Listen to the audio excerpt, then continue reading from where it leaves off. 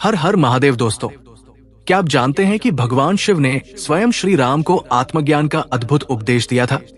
ये कोई साधारण ग्रंथ नहीं, ये है शिव गीता, एक दिव्य संवाद जो जीवन, मरण, आत्मा और मोक्ष के रहस्यों को खोलता है। शिव गीता न केवल एक धार्मिक ग्रंथ है, बल्कि ये एक मार्गदर्शक है उस आत्मज्ञान की ओर जो हर मनुष्य को परम सत्य की ओर ले जाता है। तो आइए इस दिव्य ज्ञान की यात्रा पर चलें।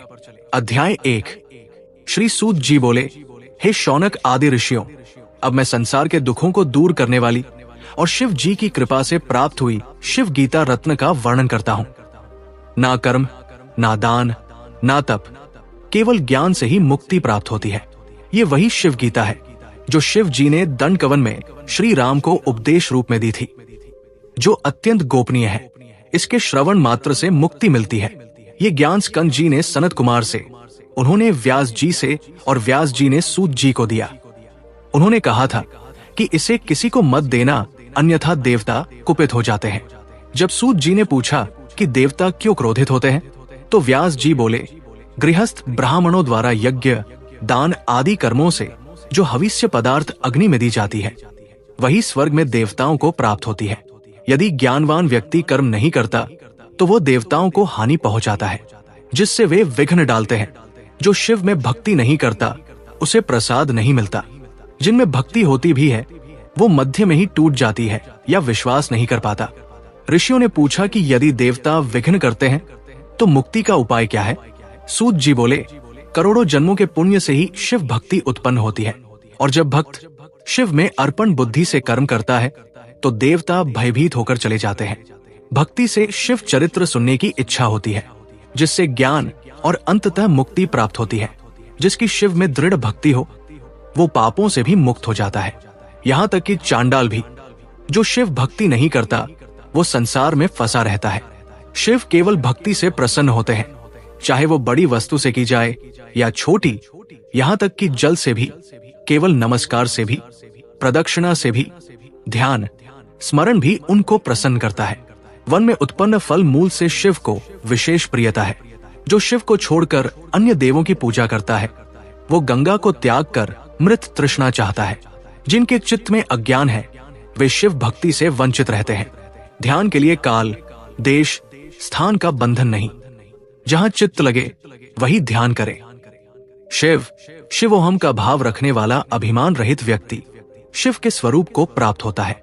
अब मैं वो पाशुपत व्रत बताता हूँ जिससे धर्म, अर्थ, काम, मोक्ष सब प्राप्त होते हैं।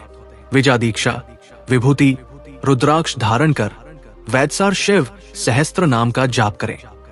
इस मानव शरीर का त्याग कर शिव शरीर प्राप्त कर शंकर के दर्शन से कैवल्य मुक्ति मिलती है। जब रामचंद्र दंडकारण्य में थे तब अगस्त्य ऋषि ने उन्हें ये उपदेश दिया था। फिर ऋषियों ने पूछा कि अगस्त्य जी रामचंद्र के निकट क्यों आए और उन्होंने राम को विजा दीक्षा कैसे दी तथा इसका क्या फल हुआ। सूत जी बोले कि जब रावण ने सीता का हरण किया तब राम अत्यंत शोक में डूब गए और निद्रा, भोजन आदि सब त्याग कर मृत्यु की इच्छा करने लगे।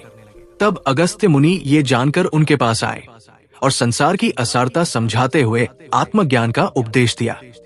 उन्होंने कहा कि ये शरीर पंच महाभूतों से बना है और जड़ है, जबकि आत्मा सच्चिदानंद स्वरूप सर्वत्र परिपूर्ण और अजर अमर है। जैसे सूर्य नेत्र दोषों से लिप्त नहीं होता, वैसे ही आत्मा भी दुख सुख से अछूती रहती है। स्त्री जिसे राम ने प्रिय माना वो भी मलमय जड़ शरीर है। ना वो देखती है ना सुनती है, केवल पंचभूतों का पिंड है। इस दृष्टिकोण से सीता के वियोग का शोक व्यर्थ है। सभी शरीर पंच भौतिक है और आत्मा एक ही सनातन तत्व है। वो ना कभी मरती है ना जन्मती है। देह भिन्न भिन्न प्रतीत होती है पर आत्मा सब में एकरूप है। जो मरता है और जो मारता है वे दोनों ही अज्ञानी है, क्योंकि आत्मा ना मारती है ना मारी जाती है। राम ने पूछा कि जब आत्मा को दुख नहीं होता तब वियोग की पीड़ा क्यों होती है और सुख दुख का भोक्ता कौन है। अगस्त्य जी ने उत्तर दिया कि शिव की माया से मोहित होकर जीव अहंकार और वासनाओं में बंध जाता है और सुख दुख का भोग करता है। ये जीव ईश्वर का अंश है जो कर्म बंधन में बंधा हुआ है। मन, बुद्धि और चित्त अहंकार के कारण ये क्षेत्रज्ञ बन जाता है और अपने को सुख दुख का भोक्ता मानता है। जीव, वृक्ष, कीट, पक्षी, मनुष्य आदि योनियों में अपने कर्म के अनुसार भटकता है। वास्तव में वो निर्लेप ज्योति स्वरूप है, परंतु माया के कारण स्वयं को देह मान बैठता है। अहंकार और वासना से उत्पन्न काम, क्रोध, लोभ आदि जीव को दुख देते हैं। जागृत और स्वप्नावस्था में ये अहंकार दुख देता है, परंतु सुषुप्ति में शांति मिलती है। इस माया के कारण ही शिव स्वरूप में संसार का भ्रम उत्पन्न होता है, जैसे सीपी में चांदी का भ्रम। श्री राम ने कहा कि ये सब सत्य है, लेकिन प्रारब्ध कर्म का दुख उन्हें नहीं छोड़ता। जैसे मद्यपान से प्राणी मतवाला होता है, तत्व ज्ञान से युक्त ब्राह्मण को भी प्रारब्ध नहीं छोड़ता। काम और अहंकार उन्हें पीड़ा देते हैं। आगे अगस्त्य जी कहते हैं कि जैसे मृत्यु शैया पर पड़े व्यक्ति को औषधि अच्छी नहीं लगती, वैसे ही काम और क्रोध से व्याकुल व्यक्ति को हित की बात अच्छी नहीं लगती। वो बताते हैं कि जिस सीता को समुद्र के बीच से मायावी राक्षस रावण ले गया है, वो अब राम के पास कैसे आ सकती है? रावण इतना बलवान है कि देवताओं को बांधकर उसने अपने दरबार में बंदी बना लिया है। उनकी पत्नियां उसके यहाँ दासी बनी हुई है। शिवजी के वर से गर्वित रावण तीनों लोकों पर राज्य करता है और इंद्रजित उसका पुत्र भी शिव के वरदान से अति शक्ति प्राप्त कर चुका है। रावण का भाई कुंभकर्ण अत्यंत भयानक और शक्तिशाली है। विभीषण चिरंजीवी है और उसकी लंका एक अजय किला है। उसकी विशाल सेना के सामने अकेले राम क्या कर सकते हैं? अगस्त्य जी कहते हैं कि ये प्रयास वैसा ही है जैसे कोई बालक चंद्रमा को हाथ से पकड़ना चाहे। श्री राम उत्तर देते हैं कि वे क्षत्रिय हैं और यदि अपनी पत्नी का उद्धार नहीं कर सके तो उनका जीवन व्यर्थ है। उन्हें तत्व ज्ञान से कुछ प्रयोजन नहीं, क्योंकि काम, क्रोध और अपमान का दुख उन्हें भस्म कर रहा है। अतः वे अगस्त्य जी से युद्ध के लिए मार्ग बताने का अनुरोध करते हैं। अगस्त्य जी कहते हैं कि यदि युद्ध करना ही है तो पहले पार्थिपति शिव जी की शरण लो, क्योंकि उनके अनुग्रह के बिना रावण जैसे महाशक्तिशाली दैत्य का वध संभव नहीं है।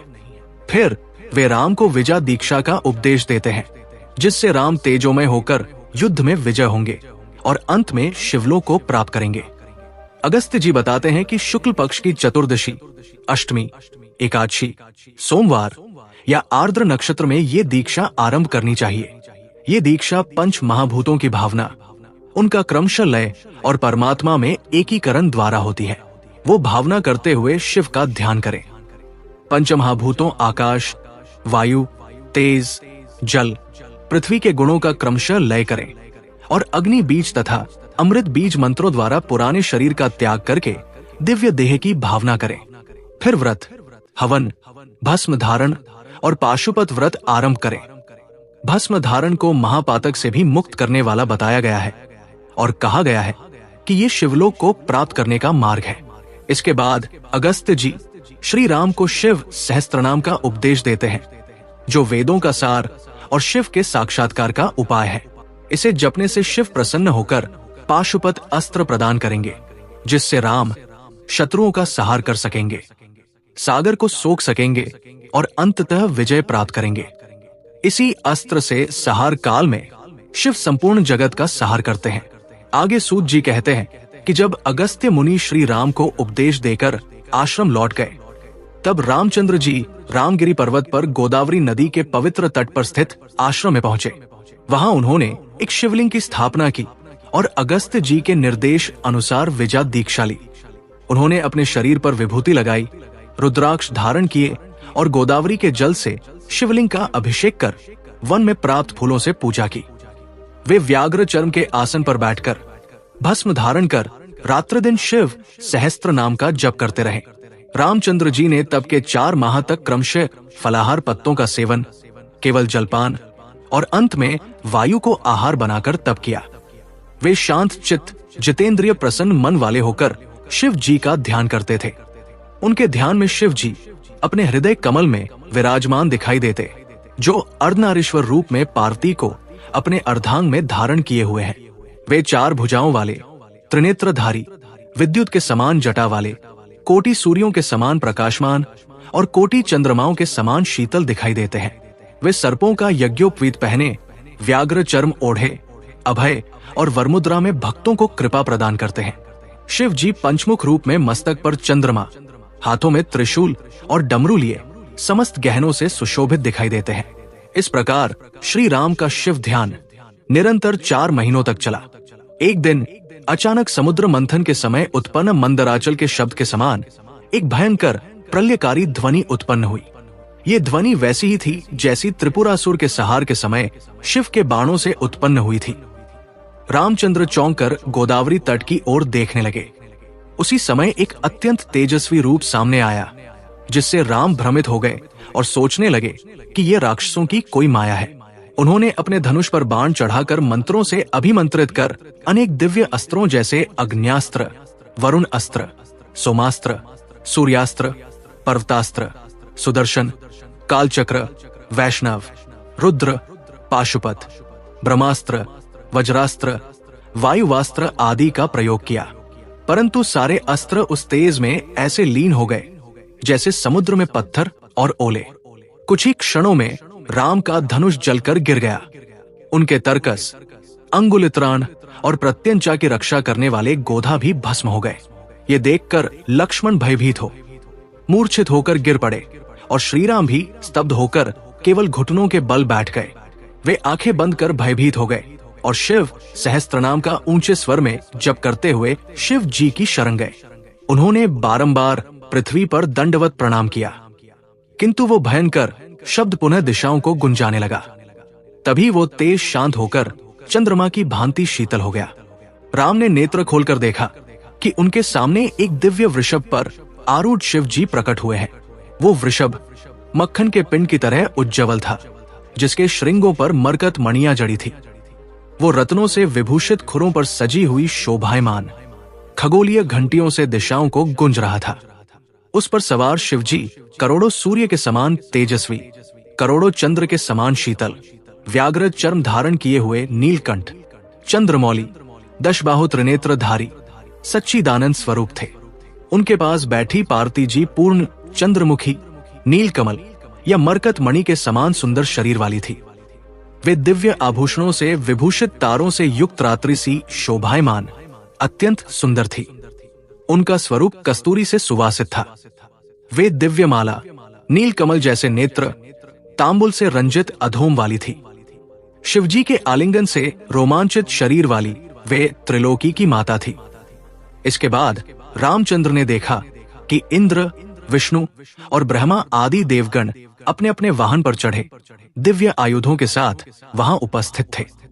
भगवान विष्णु गरुड़ पर सवार शंख, चक्र, गदा, पद्मधारी लक्ष्मी सहित ब्रह्मा हंस पर सवार चारों वेदों और रुद्र सूत का पाठ करते सरस्वती सहित अन्य देवगण और मुनिगण रुद्रसूत, श्वेताश्वतर, अथर्वशीर्ष आदि वेद मंत्रों से स्तुति करते थे। नीलकंठ शिवजी के समीप अनंतनाग आदि कैलाश पर्वत की भांति स्थित थे।